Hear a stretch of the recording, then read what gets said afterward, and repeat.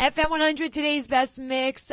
Michelle Lewis minus Ron Olson because he has the flu, but that's not going to stop me because I've got Carlos Mencia on the phone and I want to talk to him. Good morning. Good morning. I'll be your partner. I'm kidding. I think you would do a great job, by the way, but I told my partner, I'm like, please don't come in and give Carlos Mencia the flu through the phone. Not happening. Oh, God, what if he gave it to you? How bad would that be? I don't need to be out that long. No thanks. But you're in town. You're going to be at the Fitz all weekend doing your comedy show, right? Yeah.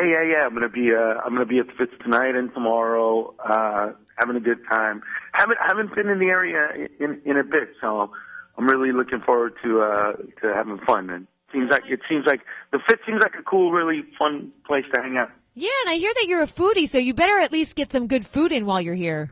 Yeah, you tell me, where should I go? What should I do? I mean, definitely got to do the crawfish, Yeah, you got to do the crawfish thing. I know you're in Mississippi, but I definitely think that you should. It's literally like 40 minutes away. Hit over Memphis. Go get yourself some good ribs. Hit up like Central Barbecue or Rendezvous for sure. You know what I'm going to do? I'm gonna do both because I'm with a buddy of mine. His name is Cisco. I'm not going to say he's a foodie, but he weighs over 350 pounds. You could just say he loves his food. Oh, God, he loves his food. Yeah, I wish that they actually had like a barbecue buffet just so that I could walk in there and see the look on the people's faces of like, oh, no. I'm actually shocked that isn't a thing. I think you actually are onto something there. That would be awesome. Well, you know what's funny? That would be great because there's these places that have been popping up all over the country. Brazilian steakhouses where it's like you pay like, I don't know, depending on where it is, like $50 to $70 or something like that. All you can eat, baby. All you can eat meat. So how cool would that be to just be like all you can eat barbecue and you can just, they just come in and go, this is the dry rub, this is the sweet, this is the vinegar, this is the honey, this is the, and just eat as many as you can. I think you're onto something. I'm going to get into business with you because you own a Mexican restaurant, don't you? Like I own a couple of Mexican restaurants, but it's not all you can eat. I mean, because nobody, look, first of all, it's kind of all you can eat because there's a tricky thing that Mexican restaurants do is you go there and they first start giving you chips and salsa. So you already start getting full, you know what I mean? Yeah, I know that trick.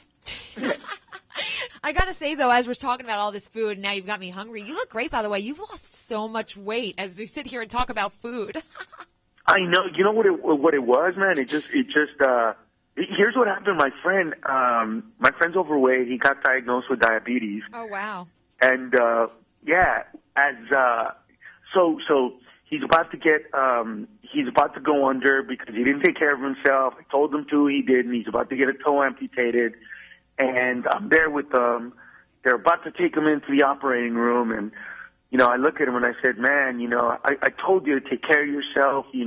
All of our friends thought that I was mean for telling you that you're overweight, telling you this. And I was just trying to take care of you. And he was like, you know what, man, you've been my best friend. Everybody else, they lied to me. They told me don't worry about it. And you were the one that told me I'm going to lose a toe. You told me that, Carlos. Said, no, I'm going to lose a toe. And I didn't want to be right. And he said, you know what, I'm going to be there for you.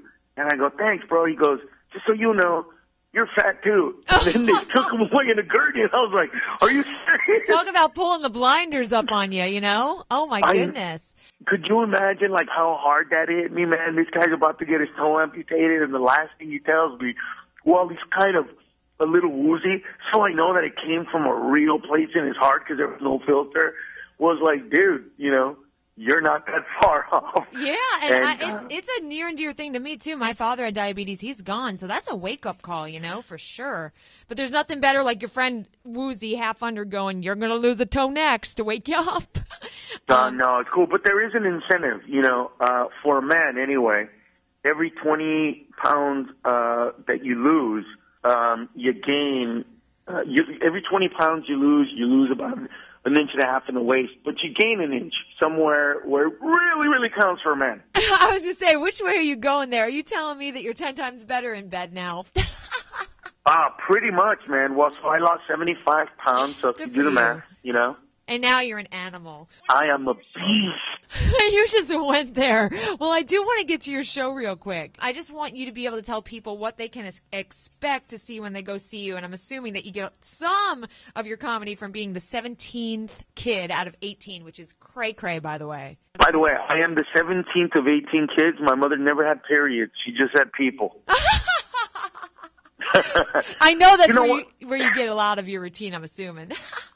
Well, yeah, but the interesting thing for me is, like, so much of my comedy just comes from honesty, and here's why. You know, today most of us have one or two kids, and especially, it's very different in, like, the South, though, because the South is still a place where people are honest and real, you know, so where, you know, you go to different parts other than the South mostly, and parents are like, oh, my kid is so cute.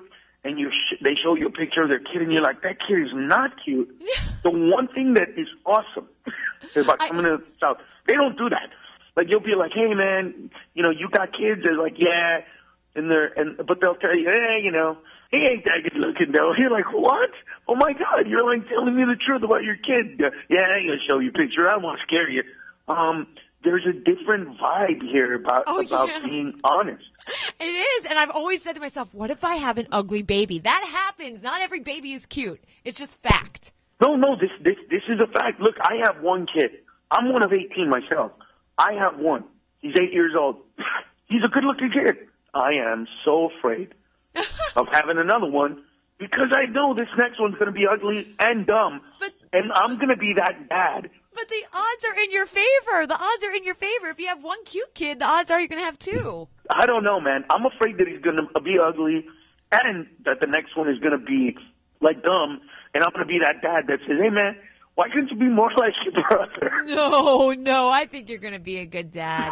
And that's just one of the many reasons why people need to come out and see you. Make sure you grab your tickets. It's Carlos Mencia. He's going to be at the Fitz tonight and tomorrow. Thank you so much for calling in. No, come on out, man, and come on out and have fun if you have time this weekend and enjoy and know this. Like I just tell it like it is out there. Whatever it is, it's about family, about kids, about politics, about whatever's going on. I just feel like we're living in a country that holds its tongue and holds its breath so much and tries to be so politically correct about every single thing that we don't enjoy truth anymore. And I just think that, you know, if you're not the best looking person in the world, you should know. When I was a kid, I told my dad that I was going to marry this really beautiful woman named Cheryl Ladd, who was one of Charlie's angels.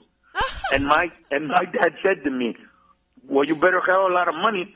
And I was like, you're telling me that I couldn't be with a beautiful woman? And he's like, well, you have to have money to make up for your face because you're ugly. I can't believe your dad called you ugly. Well, he may not be the most good-looking guy in the room, but he's definitely going to be the funniest. Make sure you check out Carlos Mencia at the Fitz tonight and tomorrow. Carlos, thank you so much for calling in and talking to us this morning.